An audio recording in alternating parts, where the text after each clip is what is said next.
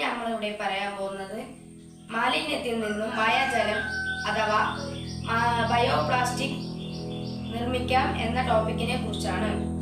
Bioplastic നിർമ്മിക്കുന്നത് അന്നജം, പഴത്തൊലി അങ്ങനെയുള്ള വസ്തുക്കളിൽ നിന്നാണ് ബയോപ്ലാസ്റ്റിക് നിർമ്മിക്കുന്നത്.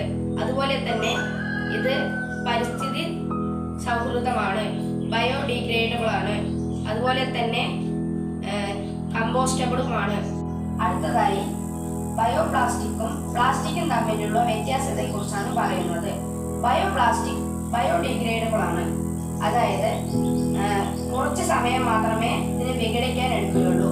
പക്ഷെ പ്ലാസ്റ്റിക് അങ്ങനെയല്ല, 1000-ഓളം 100 വർഷങ്ങളോളം എടുത്തു ഇതിന് ബയോഡിഗ്രേഡബിൾ ആവാൻ. അതുപോലെ തന്നെ ഇത് അന്നജം അങ്ങനെയുള്ള പ്രകൃതി സൗഹൃദ വസ്തുക്കളിൽ നിന്നാണ് ഉണ്ടാക്കുന്നത്. പ്ലാസ്റ്റിക് ഫോസിലിൽ നിന്നാണ് ഉത്ഭവിക്കുന്നത്. അതുപോലെ തന്നെ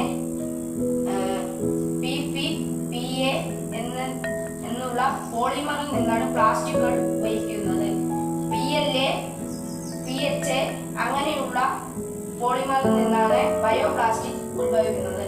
അതുകൊണ്ട് പരിസ്ഥിതി സൗഹൃദമാണ് പ്ലാസ്റ്റിക്കും ബയോപ്ലാസ്റ്റിക്കും തമ്മിലുള്ള വലിയ വ്യത്യാസം.